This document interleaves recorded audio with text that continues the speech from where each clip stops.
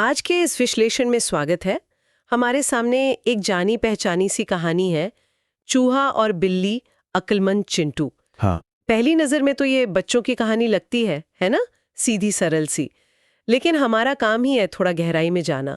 आज हम देखेंगे कि शिकारी और शिकार की इस सदियों पुरानी कहानी में खासकर चिंटू की जो रणनीति थी, उसमें आज के लिए भी कितने गहरे और शायद कुछ ऐसे सबक छिपे हैं जिनकी उम्मीद ना हो। मिशन है इस साधारण सी लगने वाली कथा से बुद्धिमानी के सूत्र निकालना।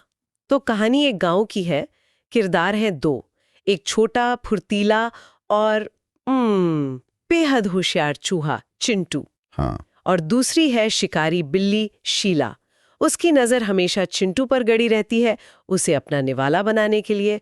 मतलब रोज का तनाव, रोज का खतरा। हाँ, ये क्लासिक सेटअप है। एक कमजोर लेकिन चतुर नायक और एक ताकतवर विरोधी। बिल्कुल। यहीं से तो ड्रामा शुरू होता है।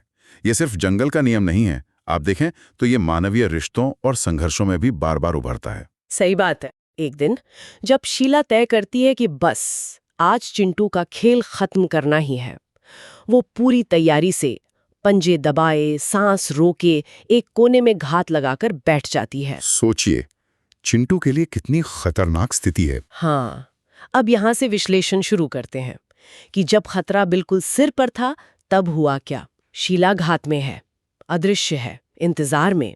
किसी भी आम चूहे के लिए शायद ये अंत होता, शायद, बिल्कुल। लेकिन चिंटू, जैसा हमने सुना, वो चौकन्ना था।